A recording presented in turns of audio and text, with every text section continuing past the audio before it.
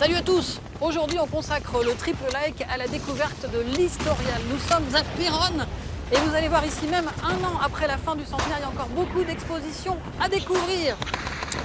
Qu'est-ce que tu fais? Elle est finie la guerre. Elle est finie la guerre? Oui, depuis longtemps. Ah, c'est des bruitages. Bah oui. J'ai eu peur. Elle est finie la guerre? Mais oui, elle est finie. Oh, c'est génial. Ils sont super bien faits les bruitages.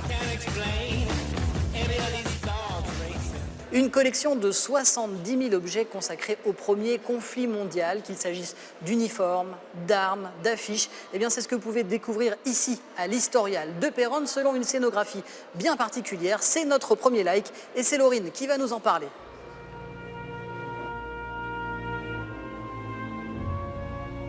Vous avez 5 salles d'exposition au sein des collections permanentes qui sont dans l'ordre chronologique. Donc on commence par la première salle qui va concerner la période d'avant-guerre et tout au long du cheminement, on avance au sein du conflit. Alors là, il y a 2000 objets à peu près exposés. Ça représente 2% de votre collection, voilà. C'est ça hein? On a toute une partie aussi qui se trouve en réserve, ce qui nous permet aussi de faire un turnover des collections au sein, si les objets sont un petit peu trop abîmés, aussi pour rafraîchir, on va dire, les collections et les thèmes présentés dans les salles.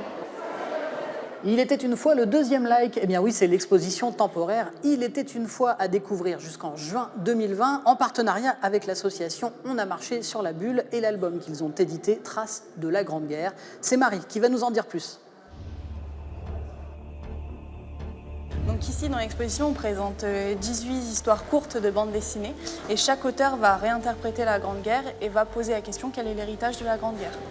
Et nous, on avait très envie de questionner également le visiteur, de lui poser cette question. Au final, qu'est-ce qui reste de la Grande Guerre pour eux aujourd'hui, dans leur histoire personnelle, mais aussi dans les histoires collectives.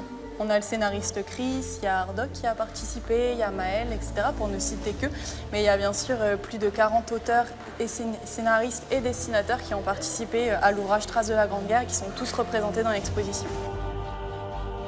Le troisième like, c'est le visage inconnu tellement célèbre qu'il est de retour à l'Historial de Péronne jusqu'à la fin d'année.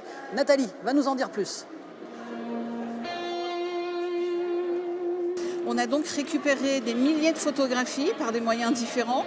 On les a mixées les unes sur les autres pour créer effectivement ce soldat un peu particulier qu'on a appelé donc le visage inconnu.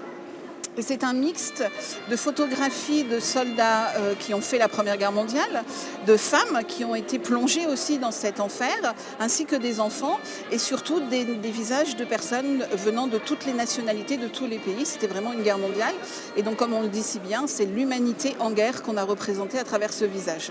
Si vous avez en votre possession des portraits de soldats ou des membres de votre famille qui ont participé à ce premier conflit mondial, sachez qu'en allant sur le site Le Visage Inconnu, vous pouvez insérer ces portraits au sein du visage pour le faire évoluer. Une œuvre visible à l'Historial jusqu'à la fin d'année, jusqu'au 15 décembre. Quant à l'exposition Il était une fois, vous avez jusqu'au mois de juin. Allez, à bientôt pour un nouveau triple like.